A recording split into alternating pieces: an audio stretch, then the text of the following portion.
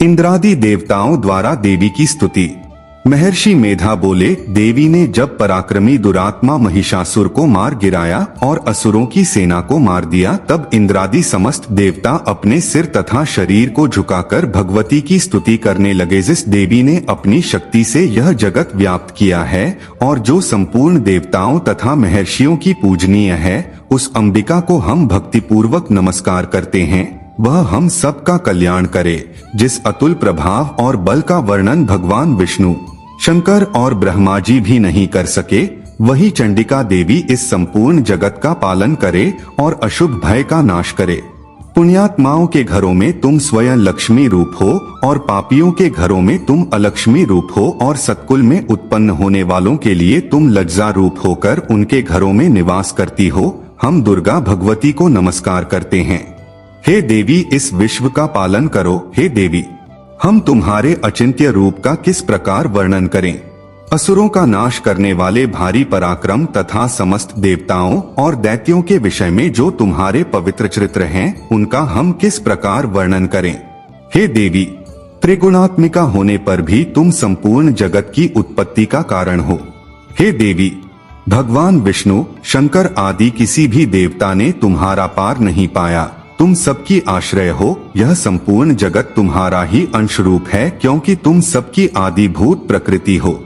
हे देवी, तुम्हारे जिस नाम के उच्चारण से संपूर्ण यज्ञों में सब देवता तृप्ति लाभ करते हैं, वह स्वाहा तुम ही हो। इसके अतिरिक्त तुम पितरों की तृप्ति का कारण हो, इसलिए सब आपको स्वधा कहते हैं। हे देवी, वह विद्या जो मोक्ष को देने वाली है, जो अचिंत्य महाज्ञान स्वरूपा है, तत्वों के सार को वश में करने वाले, संपूर्ण दोषों को दूर करने वाले, मोक्ष की इच्छा वाले मुनिजन जिसका अभ्यास करते हैं, वह तुम ही हो। तुम वाणी रूप हो और दोष रहित ऋग तथा यजुर्वेदों की एवं उद्गीत और सुंदर पदों के पाठ वाले सामवेद की आश्रय रूप हो। तुम भगवती हो। इस विश्व की उत्पत्ति एवं पालन के लिए तुम वार्ता के रूप में प्रकट हुई हो और तुम संपूर्ण संसार की पीड़ा हरने वाली हो। हे देवी, जिससे सारे शास्त्रों को जाना जाता है, वह मेधा शक्ति तुम ही हो और दुर्गम भवसागर से पार करने वाली नौका भी तुम ही हो। लक्ष्मी रूप से विष्णु भगवान के हृदय में निवास करने वाली और भगवान महादेव द्वारा सम्मानित गौरी देवी तुम ही हो। मंद मुस्कान वाले, निर्मल पूर्णचंद बिंब के समान और उत्तम सुवर्ण की मनोहर कांति से कामनीय तुम्हारे मुख को देखकर भी महिषासुर क्रोध में भर गया।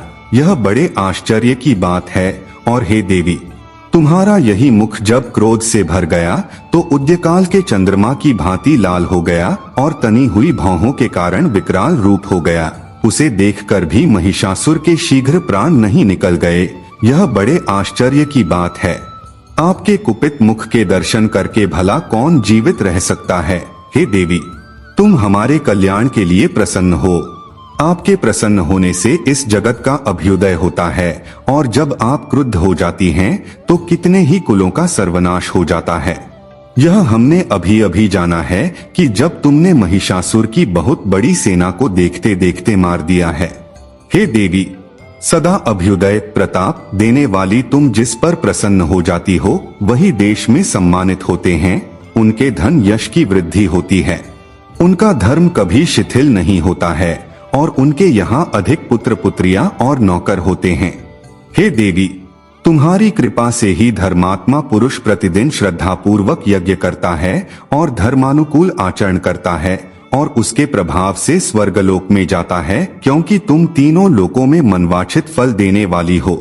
हे माँ दुर्गे, तुम स्मरण करने पर संपूर्ण जीवों के भय नष्ट कर देती हो और स्थिर चित्त वालों के द्वारा चिंतन करने पर उन्हें और अत्यंत मंगल देती हो।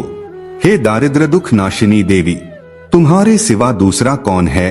तुम्हारा चित्त सदा दूसरों के उपकार में लगा रहता है। हे देवी, तुम शत्रुओं को इसलिए मारती हो कि उनके मारने से दूसरों को सुख मिलता है। वह चाहे नरक में जाने के लिए चिरकाल तक पाप करते रहे हों, किंतु तुम्हारे साथ युद्ध करके सीधे स्वर्ग को जाएं, इसीलिए तुम उनका वध करती हो। हे देवी, क्या तुम दृष्टिपात मात्र से समस्त असुरों को भस्म नहीं कर सकती? अवश्य ही कर सकती हो, किंतु तुम्हारा शत्रुओं को शस्त्रों के द्वारा मारना इसलिए है कि शस्त्रों के द्वारा मरकर वे स्वर्ग को जावें। इस तरह से हे देवी, उन शत्रुओं के प्रति भी तुम्हारा विचार उत्तम है। हे देवी, तुम्हारे उग्र खड्ग की चमक से और त्रिशूल की नोक की कांति की किरणों से असुरों की आंखें फूट नहीं गई। उसका कारण यह था कि वे किरणों से शोभायमान तुम्हारे चंद्रमा के समान आनंद प्रदान करने वाले सुंदर मुख को देख रहे थे। हे देवी, तुम्हारा शील बुरे वृतांत को दूर करने वाला है और सबसे अधिक तुम्हारा रूप है जो न तो कभी चिंतन में आ सकता है और न जिसकी दूसरों से कभी तुलना ही हो सकती है। तुम्हारा बल व पराक्रम शत्रुओं का नाश करने वाला है। इस तरह तुमने शत्रुओं पर भी दया प्रकट की है। हे देवी, तुम्हारे बल की किसके साथ बराबरी की जा सकती है तथा शत्रुओं को भय देने वाला इतना सुंदर रूप भी और किसका है। हृदय में कृपा और युद्ध में निष्ठुरता, यह दोनों बातें तीनों लोकों में केवल तुम्ही में देखने में आई है। हे माता, युद्ध भूमि में शत्रुओं को मारकर तुमने उन्हें स्वर्ग लोक में पहुंचाया है। इस तरह तीनों लोकों की तुमने रक्षा की है तथा उन उन्मत्त असुरों से जो हमें भय था उसको भी तुमने दूर किया है। तुमको हमारा नमस्कार है। हे देवी, तुम शूल तथा खड्ग से हमारी रक्षा करो तथा घंटे की ध्वनि और धनुष की टंकोर से भी हमारी रक्षा करो।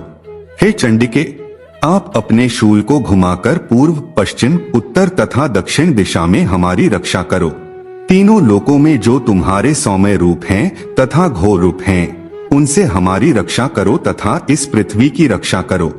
हे अंबिके, आपके करपल्लवों में जो खड्ग, शूल और गदा आदि शस्त्र शोभा पा रहे हैं, उनसे हमारी रक्षा करो। महर्षि बोले कि इस प्रकार जब सब देवताओं ने जगत माता भगवती की स्तुति की और नंदवन के पुष्पों तथा गंध अनुलेपों द्वारा उनका पूजन किया और फिर सबने मिलकर जब सुगंधित व दिव्य धूपों द्वारा उनको सुगंधि निवेदन की, तब देवी ने प्रसन्न होकर कहा, हे देवताओं, तुम सब मुझसे मनवांछित वर मांगो। देवता बोले, हे भगवती, तुमने हमारा सब कुछ कार्य कर दिया, अब हमारे लिए कुछ भी मांगना बाकी नहीं रहा क्योंकि तुमने हमारे शत्रु महिषासुर को मार डाला है।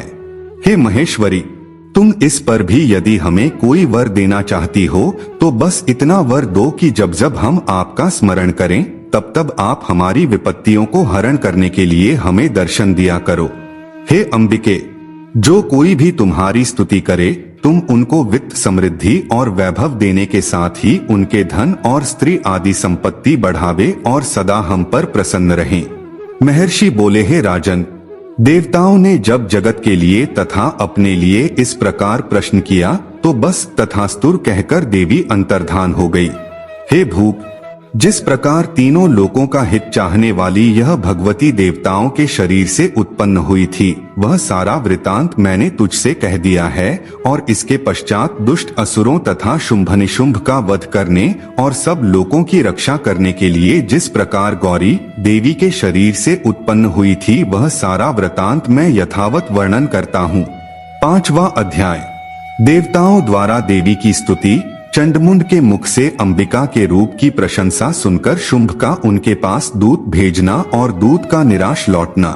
महर्षि मेधा ने कहा, पूर्व काल में शुंभ निशुंभ नामक असुरों ने अपने बल के मद से इंद्र का त्रिलोकी का राज्य और यज्ञों के भाग छीन लिए और वह दोनों इसी प्रकार सूर्य, चंद्रमा, धर्मराज और वरुण के अधिकार भी छीन कर स्वयं ही उनका उपयोग करने लगे। वायु और अग्नि का कार्य भी वही करने लगे और इसके पश्चात उन्होंने जिन देवताओं का राज्य छीना था उनको अपने अपने स्थान से निकाल दिया।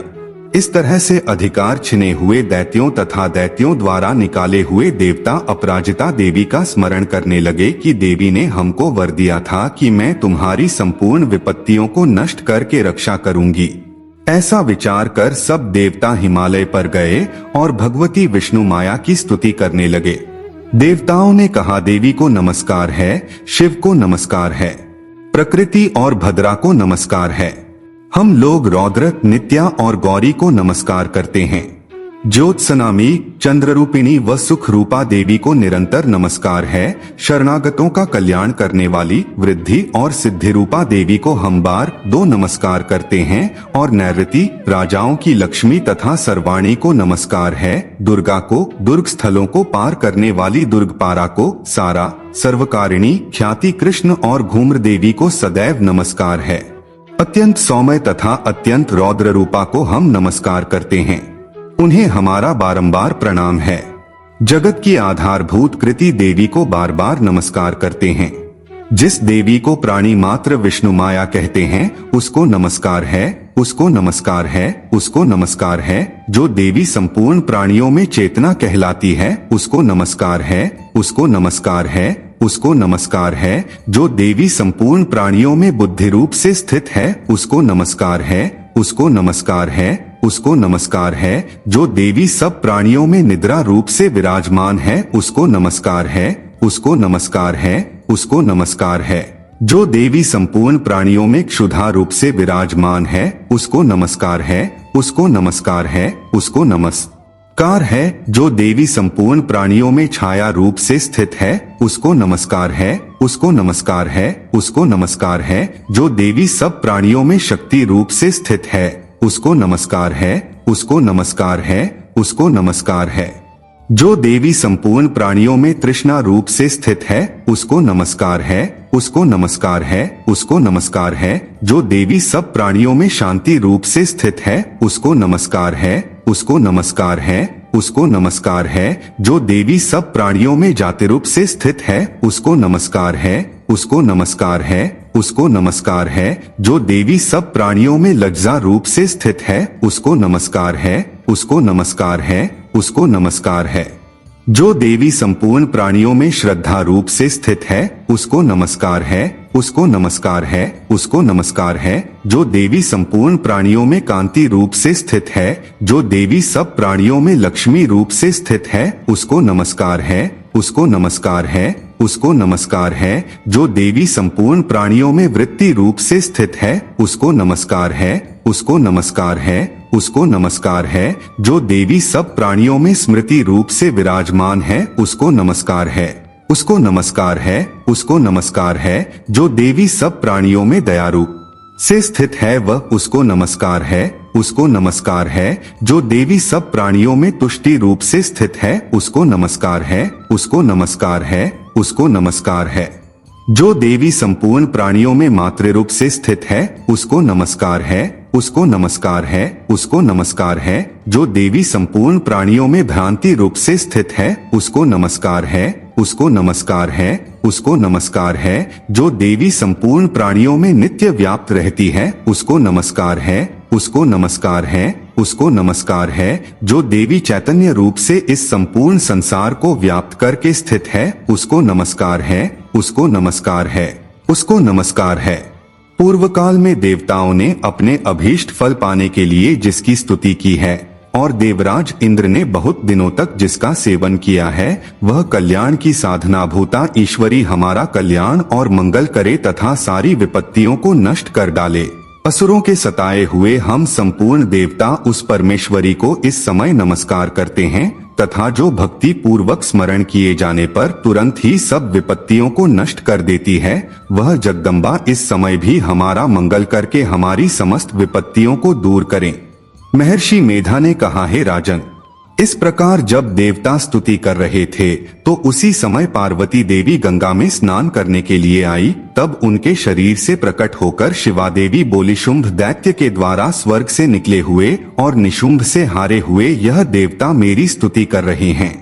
पार्वती के शरीर से अंबिका निकली थी, इसलिए उसको संपूर्ण लोक में कौशिकी कहते हैं।